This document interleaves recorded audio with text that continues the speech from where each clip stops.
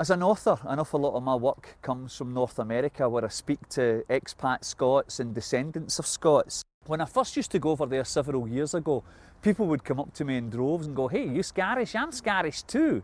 And of course I had that thing in my head where I was going, "Nah, you're no." And you know, I didn't think they were. But as time's gone on, my perceptions have changed greatly, mainly because they are Scottish. I mean, they might not speak with the same accent as me, but how can I doubt their credentials? Because at the end of the day, what makes them a Scot and me a Scot, I suppose, is a shared sense of history, or a shared history for that matter. And I mean, it was my ancestors that held off the might of the Roman Empire. It was my ancestors that stood with Wallace at Stirling Bridge in 1297, stood with Bruce at Bannockburn in 1314. But these people's ancestors did too. They were through all the trials and tribulations that made people Scots over the centuries. And so I've got to understand them much more. People say to me, "Do you think my ancestors would have fought at Stirling Bridge? Do you think my ancestors fought at Bannockburn?" Well, we all have 2 parents, 4 grandparents, 8 great-grandparents, 16 great-great-grandparents. And believe it or not, if you go back something like just 7 centuries, we all have a catchment of 30 million people within us. 30 million. You know, it's extraordinary. Of course my ancestors fought at Bannockburn and Stirling Bridge, just like their ancestors did. So how can I deny their Scottishness? Most of these people, of course, were cleared from Scotland. It wasn't their choice in leaving, so how can I deny them that as well? You know, they were forced from the ground here, they were forced from the land and sent to the New World. And the strange thing is, as time has passed, it must have been very difficult for the early settlers. Summers much hotter than the ones they were used to, winters far colder than the ones they were used to.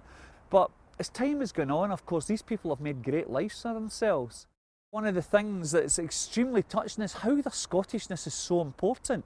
They have no embarrassment at walking about in kilts or doing the whole bagpipe thing or whatever. Gaelic is very much still the first language in many parts of the States and Canada because it's important to them. There's no cringe factor for them in this, that the way there tends to be here to a certain extent. And they're like sponges, they want to absorb. And so my job over there is to speak to them and give them as much detail as possible about Scotland. And as I say, they just want to know so much.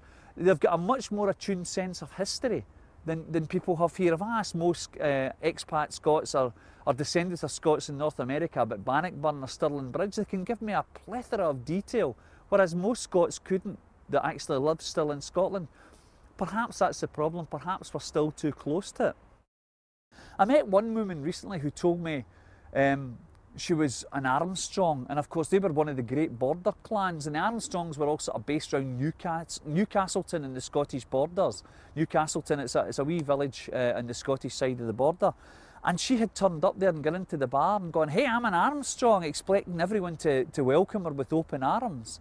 And people, of course, just looked over their drinks at her blankly, and she was confused by this and spoke to me about it. And I've honestly got to say, I think that it's us that have got it wrong and them that have it right, because they care about their bloodline and their heritage, whereas I think people here worry about where their next packet of fags or their pints coming from, but they don't really sort of think about the blood factor and what had gone before. And it is important, you know. Maybe a century or 2 on, it's got to the stage now sometimes where I look at their lifestyle and they're able to take all the good things about Scotland, leave the bad behind. They live these great lifestyles, and when their festivals are over, you would never know that 10,000 people had been there an hour before, because they never leave a scrap of litter behind. And I look at it very much now as it was hard for them. It was hard for their ancestors when they first went over there. But see now, sometimes I look at the way that they take all the great things, the pageantry, the caber tossing, the bagpipe playing, the lassies dancing, the whole pride in their history, their pride in their tartan.